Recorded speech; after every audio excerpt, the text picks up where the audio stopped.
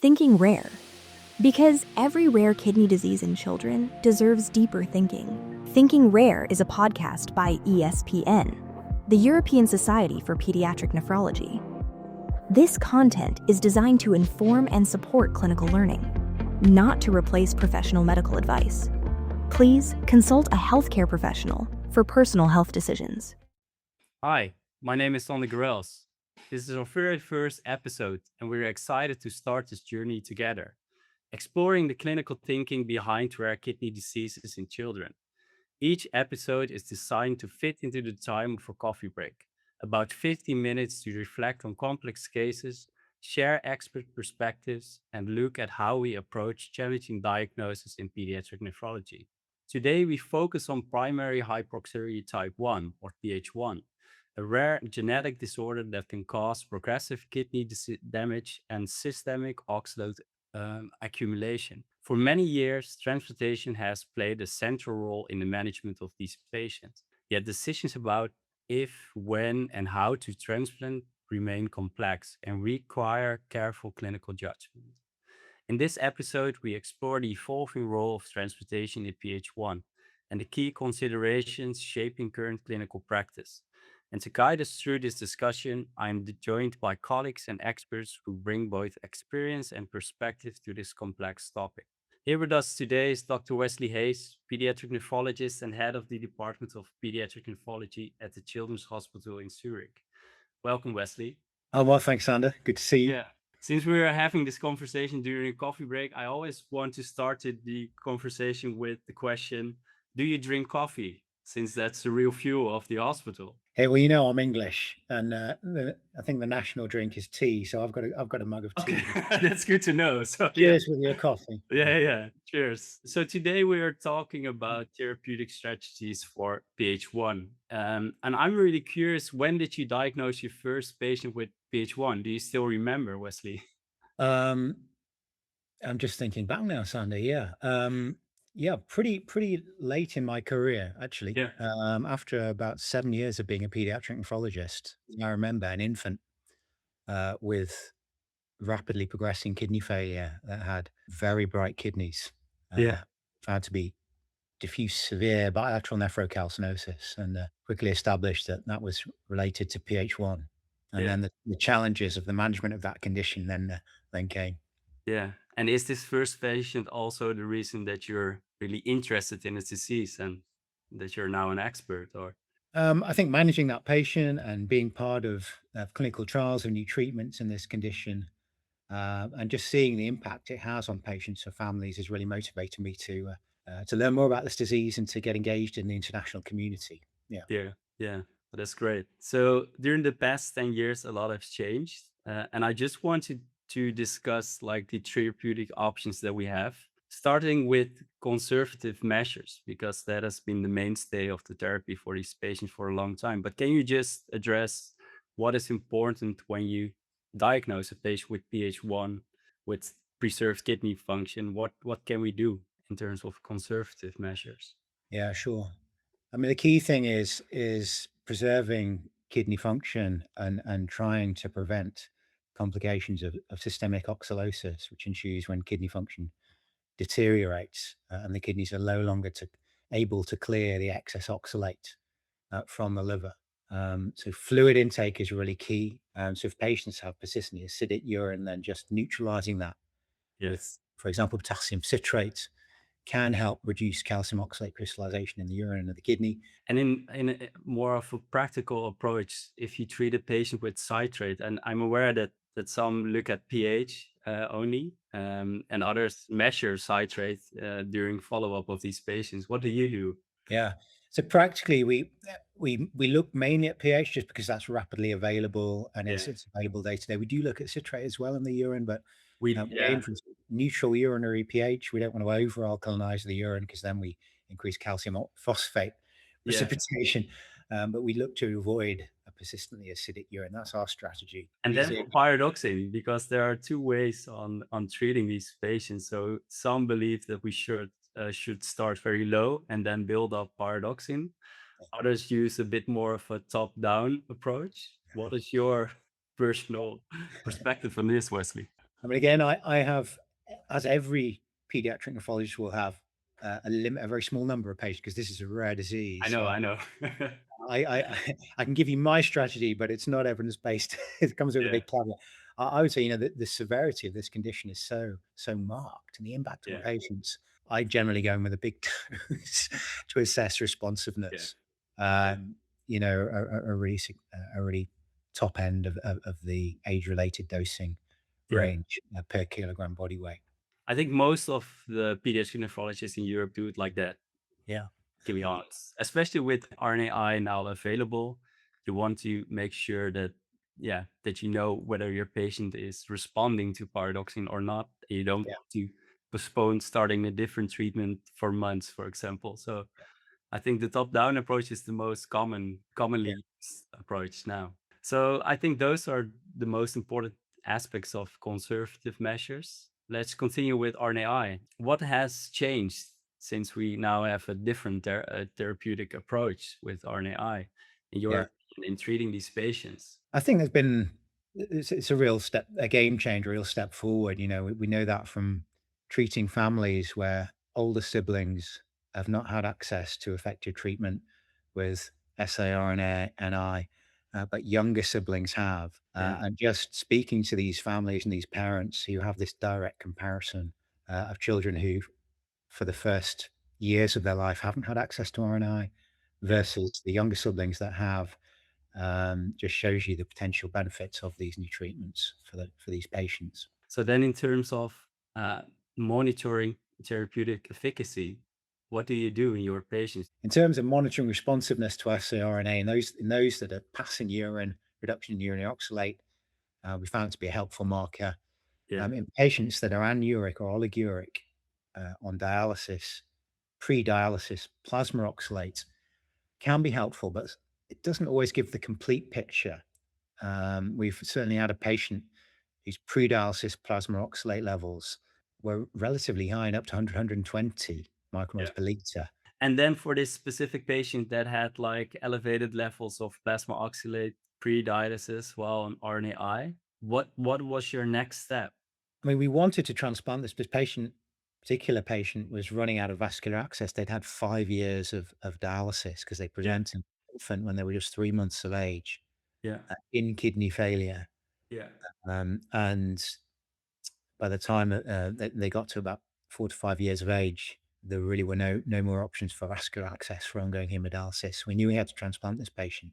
And after about 2 years of siRNA treatment, the pre-dialysis plasma oxalate levels were still anywhere between 60 and 120 micromoles per liter, and very variable. yeah, But yeah, with elevated plasma glycolate, transplantation strategy is challenging because there's a risk, with any transplant strategy, yeah, with a patient with PH1, that the kidney graft will be affected, by calcium oxalate deposition. That's the same whether it's combined liver kidney or sequential liver kidney transplant or a kidney only transplant with siRNA.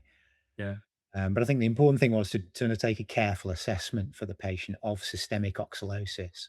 So we did a speckled echo, looking at myocardial strain with some, bone marrow imaging with MRI, yeah. to try and quantify and assess, as well as a full clinical examination, the degree of systemic oxalosis, because that poses a real risk to the kidney graft after transplantation, as that Yeah. is mobilized and excreted via the kidney transplant. So in a patient with elevated levels of plasma oxalate and signs of systemic oxalosis, Yeah.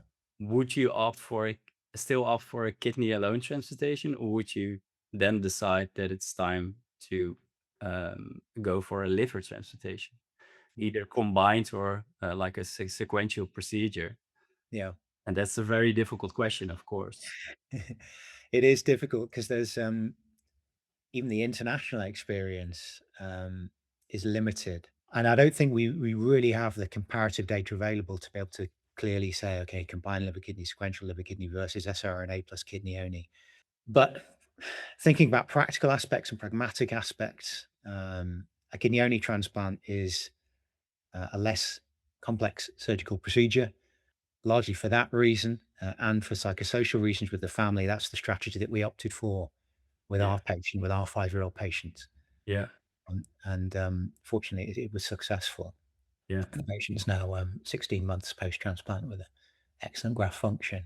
But I think that decision is really difficult. I think there's a growing, it's safe to say, there's a growing body of evidence of positive experience with kidney-only transplantation with Yeah. siRNA. And then if you decide to go for a kidney alone transplantation, what are the practical approaches to such a patient with high plasma oxalate concentration up front and probably some signs of systemic oxalosis? What can we do to reduce the chances of failing the kidney transplant or kidney transplant failure? I think the key thing is really careful preparation. This needs really thorough preparation. Pre-transplant, the family have to be aware that this is a high-risk transplant, Yeah, and that they could lose the kidney not only to rejection, like we always counsel our patients, but yeah, also to calcium oxalate deposition in the kidney, and that's what we really need to avoid. And we have to prepare as best we can to try and minimize the risk of that happening. Prior to transplantation, we need intensive dialysis to really clear as much oxalate as we possibly can. While the patient has no or very little urine output with kidney failure, we're really going to try and clear that. And then post-transplant, the oxalate excretion via the kidney transplant, in my view, really overwhelms any clearance that we could achieve with a dialysis strategy. I know views are different on this. Some people really advocate for continuing dialysis post-transplant. yeah, My personal view is that the oxalate clearance from a functional transplant with a good GFR really overwhelms any clearance that we would achieve via dialysis, while focus needs to be on how can we minimize that calcium oxalate depositing in that transplant. So I think fluids are really important. We need to ensure that our patients are getting really high uh, levels of fluid, ideally water, enteral water, yeah, rather than sodium containing IV fluid. Obviously, continuing treatments like siRNA, pyridoxine, monitoring. We really need to monitor not only kidney transplant function, but also plasma oxalate and urinary oxalate after the transplant yeah, to enable us to tailor our treatment and our strategy. yeah. So dialysis post operation is not a standard procedure in your opinion, right? Because This is debated. I mean, yeah, some very experienced nephrologists and pediatric nephrologists would advocate for dialysis post transplant. yeah, My personal view is that I think the oxalate clearance that you achieve through a functional kidney transplant, if it has good patient has good graft function, yeah. overwhelms that. So we've discussed pre and perioperative measures and then post transplantation. What in your clinical experience is important in the follow up of these patients, not only the first days after transplantation, but also weeks, months, years? What can we expect and what shouldn't we forget in these cases? Yeah, thanks. So my view is they need closer follow-up. They need more intensive follow-up Mm. than a patient with a kidney transplant without primary hyperoxaluria. So I think monitoring urinary oxalate concentration, plasma oxalate concentration, every time we see these patients, or at least in regular intervals, is important. Ultrasound monitoring for calcium oxalate kidney stones and on nephrocalcinosis, and just a more careful, more frequent monitoring approach, in my view, is needed for these patients after transplant. Yeah. And do you still screen them for systemic oxalosis even following transplantation to see if there's some benefit of clearing the oxalate amount Uh, of the bodies? But yeah, it's a good point. We haven't done that, but that's not to say that that would not be a sensible thing to do. yeah, We screen the graft very regularly for nephrocalcinosis with ultrasound. We monitor yeah, apart from urinary oxalate really carefully. We continue high hydration, pyridoxine, yeah. for months to years post-transplant. We haven't reassessed systemic oxalosis, but that probably would be a good idea. Thank you. Okay, no problem at all. Yeah. So I think then we discussed preoperative, perioperative, postoperative practices. You've already highlighted kidney and liver transplantation and the role of RNAi.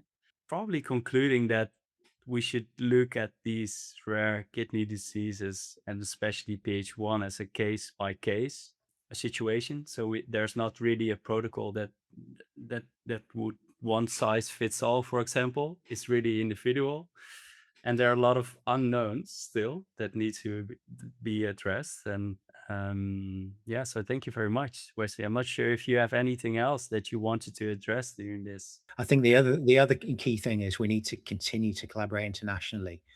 In any rare disease, the experience of one physician, such as myself, is limited. So we need to reach out, communicate well when we're managing these patients, planning transplantation. Yes, completely agree. And of course, we try to do that with Oxo Europe and combining all data to to hopefully answer some of these questions in the future. Yeah, Thanks absolutely. a lot, Wesley. I think we've had a really nice conversation. Thank you for listening to Thinking Rare, a podcast by the European Society for Pediatric Nephrology. Join us in the next episode as we continue exploring the clinical thinking behind rare kidney diseases in children. This was Thinking Rare, the ESPN podcast on rare kidney diseases in children. This episode has the unconditional support of Alnylam. For more educational resources and upcoming episodes, follow us on the ESPN channels and visit www.espn-online.org.